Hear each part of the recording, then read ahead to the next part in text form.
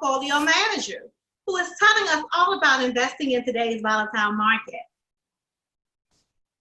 Royalty, I know you have some questions for John. Let's get into it.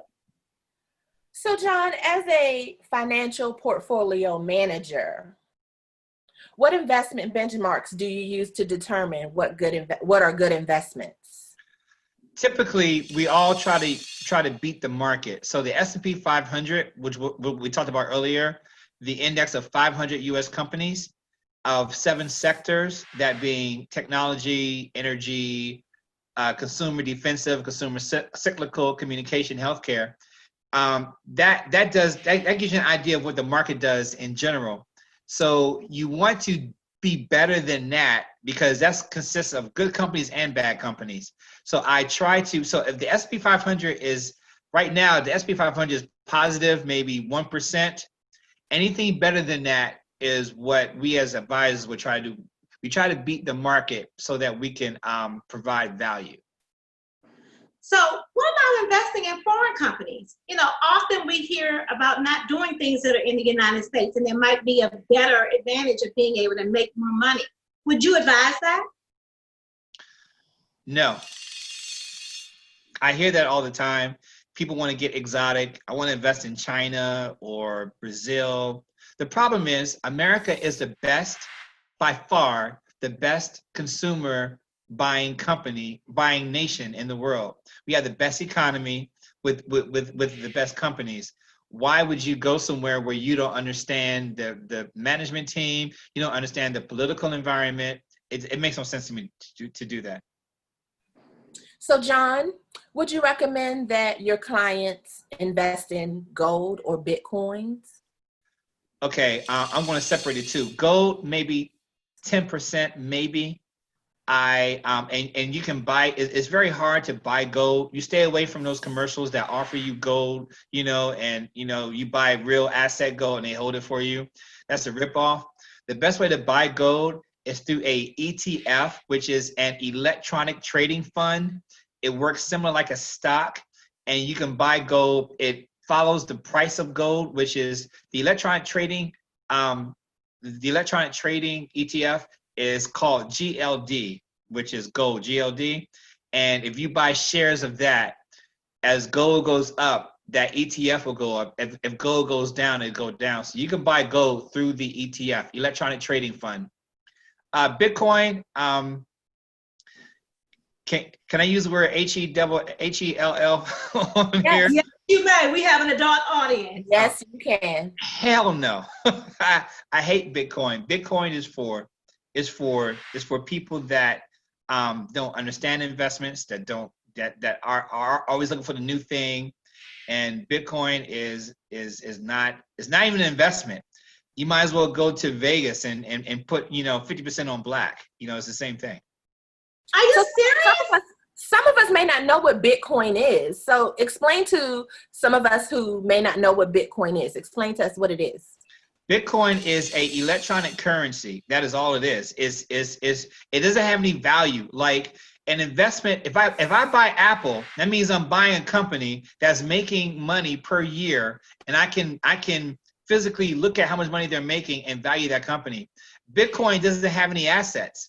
It's a made up electronic currency that someone says is worth this much. So if in the morning, if it goes to zero, it can go to zero. There's nothing holding it down or holding it up. It is literally, it's like you and I come together and say, this is worth $100. Okay, now what? There's nothing behind it. And so Bitcoin is not an investment. It's more a Vegas, a scheme? betting. Like a scheme? Yeah, it's a scam is what it is, a scam. Sorry, but it is. Wow. I'm sure a lot of our listening audience is going to be interested to learn that, because now you even see, for example, in Cash App will ask you, do you want to be paid in Bitcoin? Yes, so they do. You're thinking that it's actually something that's valid, that has value, because they're giving you an option to be paid out in that method. Interesting to learn. Because the American dollar is backed by the federal government. So when we use a currency, we have money backed, we pay taxes, we collect taxes every year, and the government has a GDP that they report.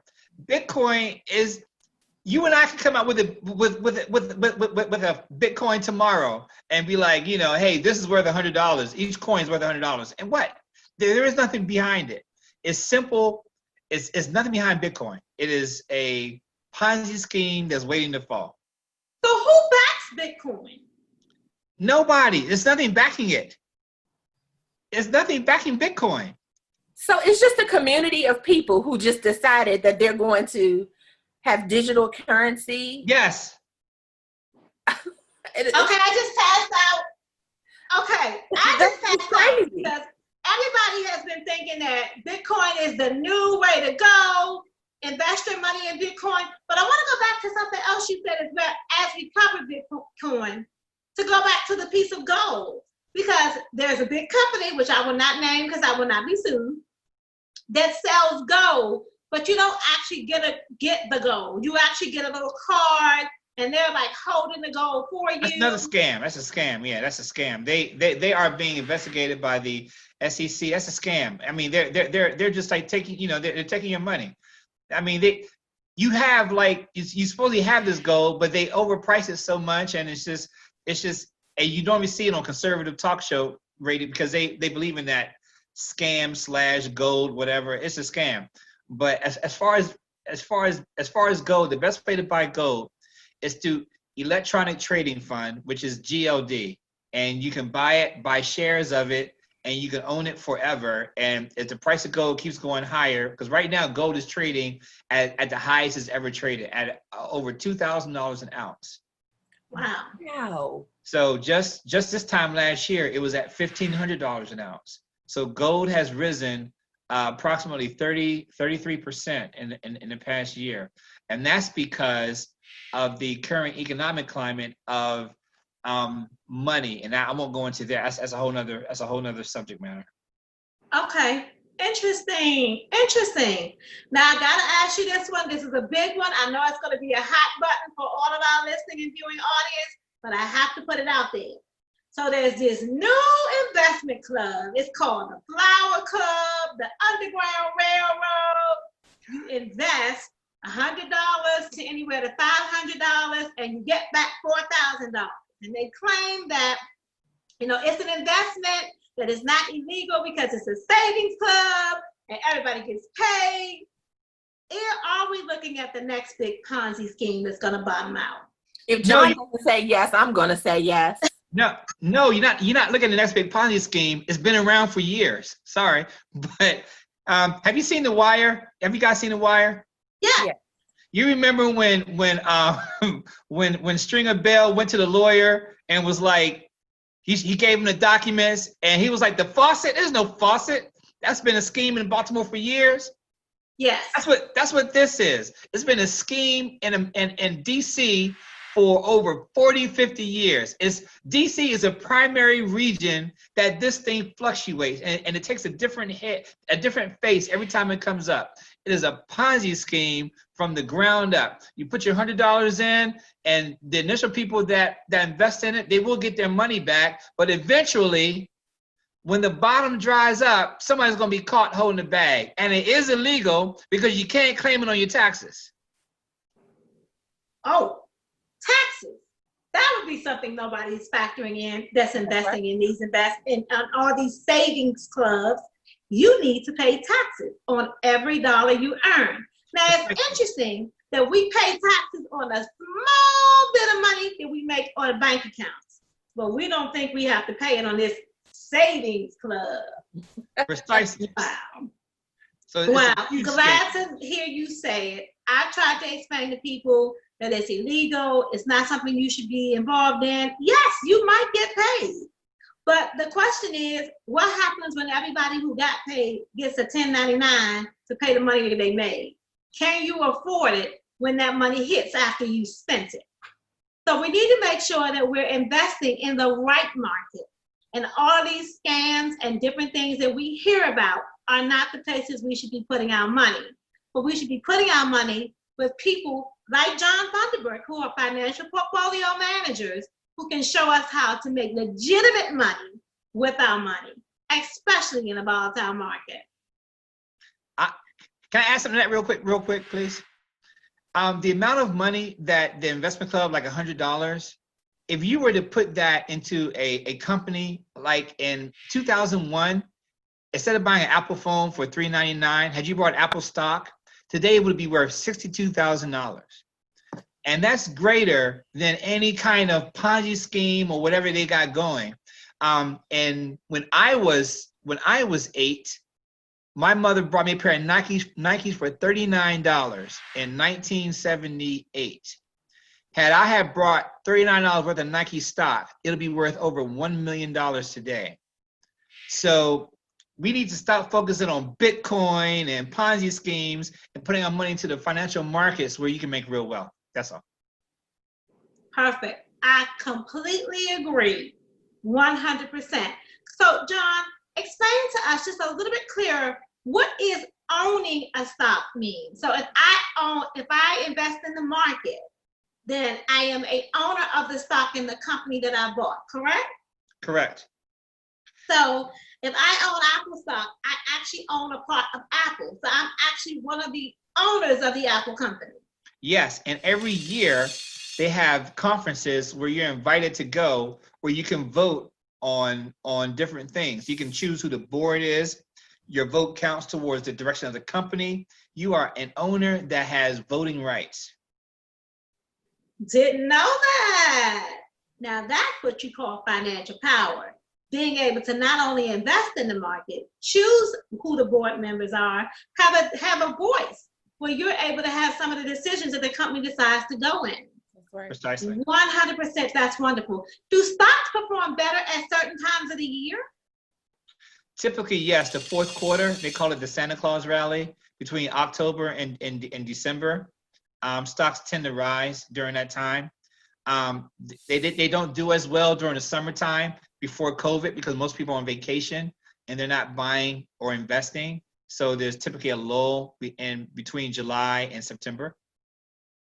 And this is probably why Apple comes out with its phones around the September-October timeframe. Every time they come out with a new phone, it's usually in the fourth quarter because they know that they're going to get more sales at the fourth quarter point.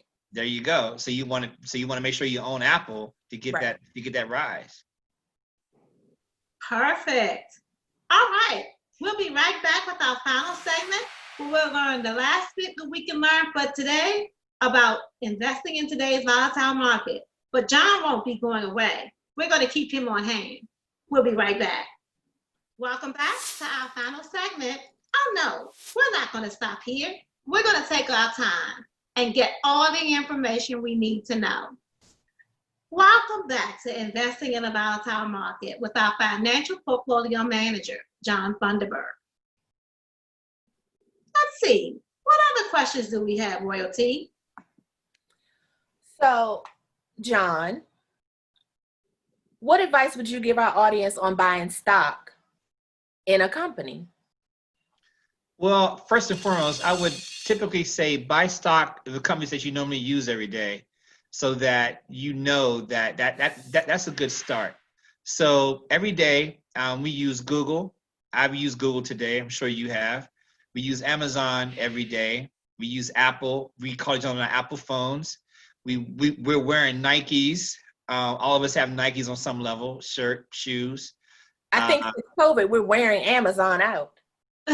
Yeah, but that's why that's where your money should go. Companies you're wearing out. The companies you're not using, like Under Armour. No one's using Under Armour too much anymore. You don't want to invest in Under Armour. No one's going to Foot Locker, so you don't want to invest in Foot Locker. You want to invest in companies in the beginning that like McDonald's. McDonald's is a great investment. I mean, every corner is a McDonald's. Everywhere you go, every time you're on the highway, you see the sign McDonald's off this interstate. McDonald's is a great investment. So that's what I was saying. What about designer brands? So everybody thinks high end. Louis Vuitton, Gucci, Balmain, all the Birkin bags. What about things of that sort? Are those good investments? Some are, but a lot of them have been going out of business. Lord & Taylor's went out of business recently. I typically like Michael Kors because they're up and coming, but they are niche companies that most Americans don't use. I'm more of a broad base. I'd rather buy Levi's than buy Burberry, because everyone has a pair of Levi's in their closet. Interesting. Because you would think the more money you spend, the more you make in the market. Not necessarily the case, huh? It's the more units you move. I'd rather buy a company that's moving 1,000 widgets than buying a company that moves only 1 or 2 widgets. So those $30,000 Birkin bags that only 5 people can afford to buy may not be a good investment on your shoulder or in your portfolio. Another good example of that is one of the best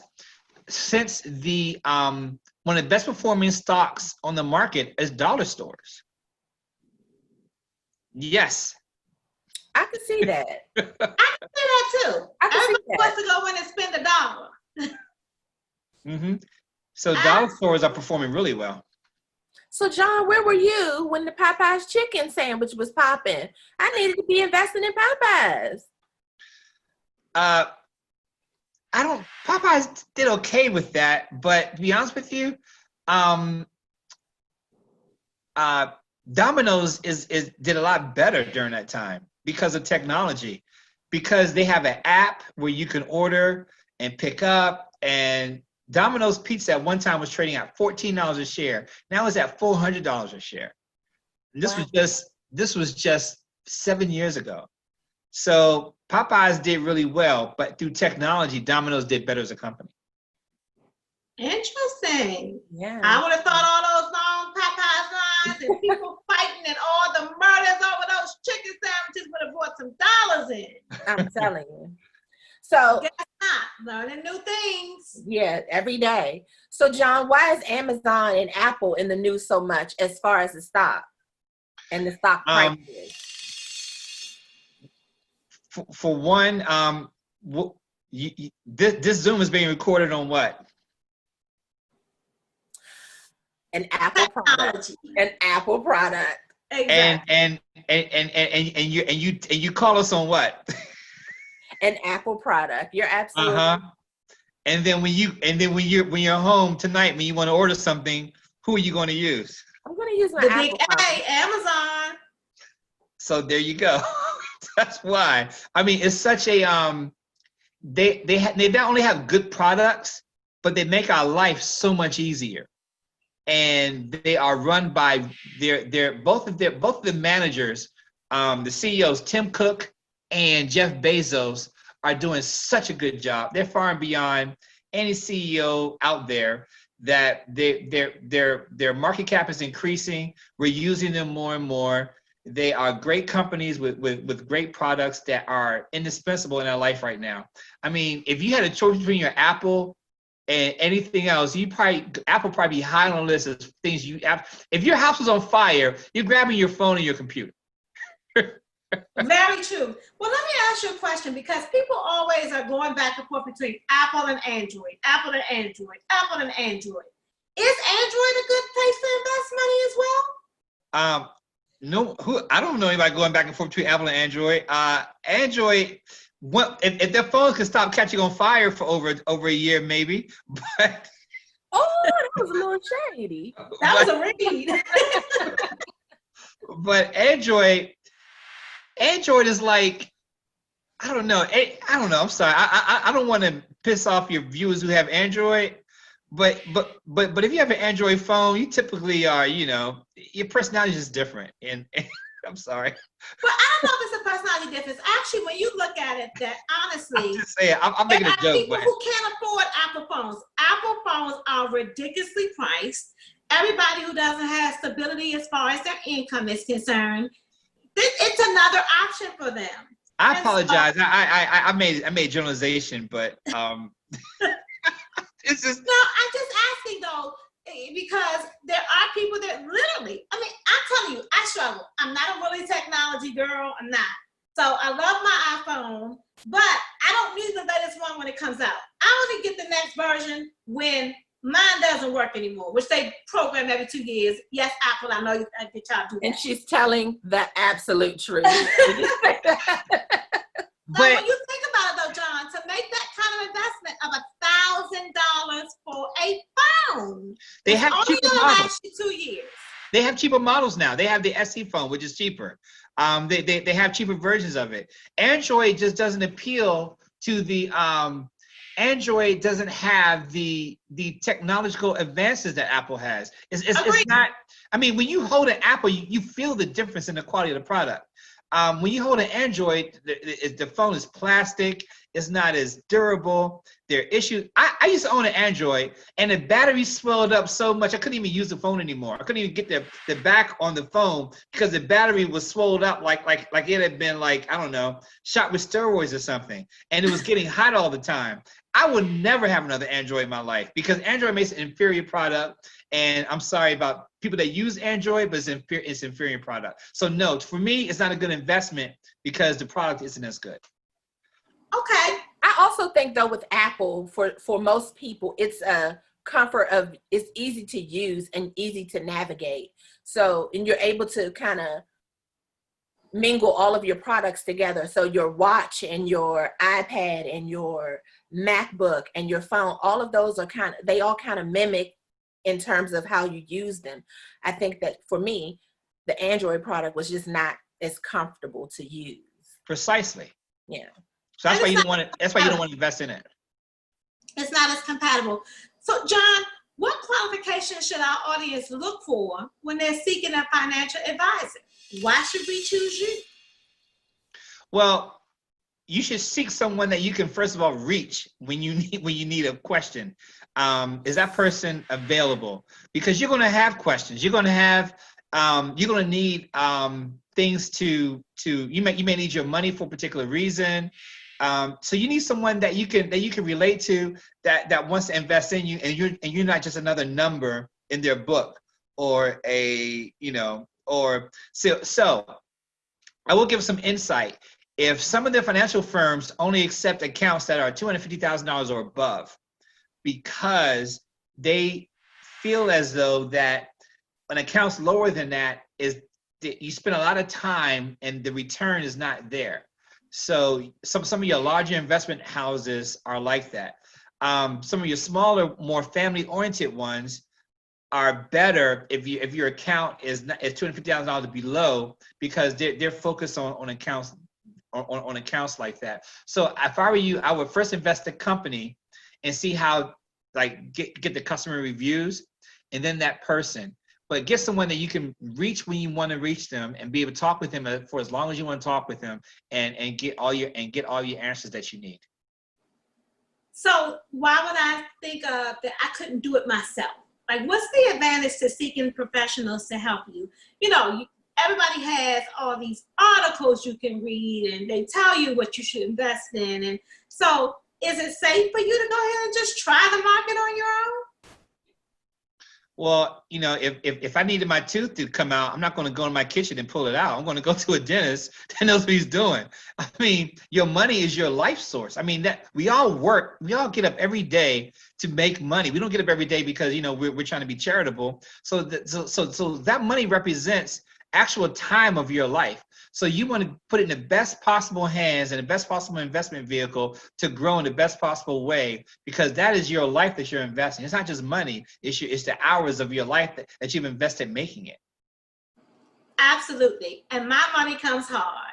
So I'm going to take my time to use a financial planner to make sure that I don't lose money. That's their responsibility, to beat the market. That's right. So let's take a break, and we'll come back and learn more information about investing in today's volatile market. Welcome back to SystamaticSpeaks. This is our last segment, unfortunately, with our financial portfolio manager, John Funderburk. But this is not the last time we're going to hear from him. We're going to continue to keep you updated on things you should be doing in different companies to look out for in the market. So, John, what amount would you recommend a person have to start investing? Well, first and foremost, you have to get all of your assets that you have in previous companies in your name. So if you work for a company, no matter when it was, you need to call them and ask them for paperwork to roll over that 401k into your name into a IRA. So it goes from a 401k into an IRA. And when it's IRA, it's in your name, you're in control of it. No one can ever take it away from you, and you can design a plan to grow it with your financial advisor. That's first and foremost. You have to do that. Secondly, how much should you invest? If you're buying toys for your kids this year, whatever you buy for your kids, make sure that you're buying at least half of that in the stock of the company that you're buying the toys in. So if you're buying your kids Nikes, make sure that you buy at least one share of Nike, at least. Because if you begin to think like that, then each year you start to accumulate stocks because you're buying companies that you're investing in. If you're getting an iPhone for your daughter for Christmas, then buy one share of Apple, at least. Because if you can set aside money to buy your children toys and gifts, you can set aside a portion of that to buy your children stock in those companies. So when that iPhone and those Nikes have long since gone, they still will have that investment growing in their name. So I suggest, one, make sure any previous 401ks you have, you roll those over into your name. That's easy because you can invest that. It's not costing you anything at all. Secondly, anything that you're buying for your kids during Christmas time this season, make sure that you're buying that company in stock, 1 or 2 shares, so that you're able to not only buy that and bless your children, but you can also bless them for many years from now from that, because that stock will be around longer than that item that you bought will be around.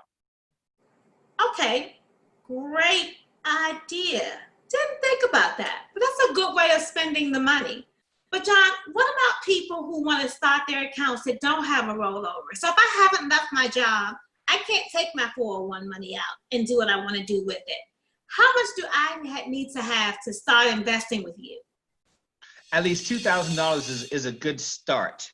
And that will go into an IRA that you're eligible to contribute $6,000 a year. So if you were to invest with $2,000, then you can use that as a tax deduction. So it will reduce the overall money that you're paying taxes on for this year.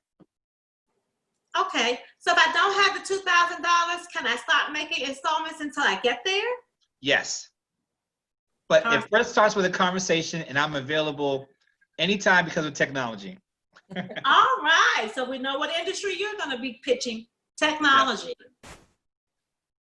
So, John, for our listening and viewing audience, are you interested in accepting new clients or interested in helping people at this point with investing? That's why I became an investment portfolio manager. That I love talking with people, and I am interested in meeting new people. I'm interested in beginning the financial relationship that we would have. And I'm interested in creating more millionaires among your listeners. All right, I love to hear that. Sister Millionaires. Sister Millionaires. So John, we'll make sure that your contact information is available at the end of our show for our listening audience to reach out to you. Thank you. And I'll go ahead and be the first to tell everyone, I am a client of John's. And so I have seen nothing but growth in my account. I have not lost any money, not in this account, even though the market is bad. So I can attest honestly for myself that he does know what he's doing, and it's worth the money that you pay. In order to make money, you gotta spend money. Nothing in this world that's worth having is free. So, John, tell our listening and viewing audience anything else that they might need to know about this market and what things they should be cognizant of. Are there people out here that are selling dreams that can't be achieved? And what should we think about when we're narrowing down our final decisions about why to invest with a financial portfolio manager? Well, the best advice I can give to you and to your audience is that if it sounds too good to be true, then it is. So many people are saying, I made this much money, I made that much money in a little bit of time. Life doesn't work that way. Life is little by little, piece by piece, and that's how your portfolio grows. If you can make a lot of money in a short amount of time, then you can lose a lot of money in a short amount of time, because the pendulum swings both ways. So you don't want to wake up and gain 100% of your money overnight, because you can lose equally the 100% of money the next night. So you want to be able to invest in long-term American blue chip companies, which what we talked about before, and your account will grow slowly but surely over time, and over time you will create wealth. Perfect. Thank you so much for all the information that you provided. We now know how to invest in today's volatile market. We now know what indexes are. We know what different types of investments are. We understand we need to invest in American blue chip companies, and that we need to make sure that we understand that investment is a risk. But in order to make money, you have to spend money. Thank you again for your time, for the information and education that you provide. We will definitely provide John's information so that you can contact him and get started on the road to his investments. Thank you for watching Systematic Speaks, and we'll be back with another episode of educational information, girl talk, and everything, all things sisters. Thank you. Thank you.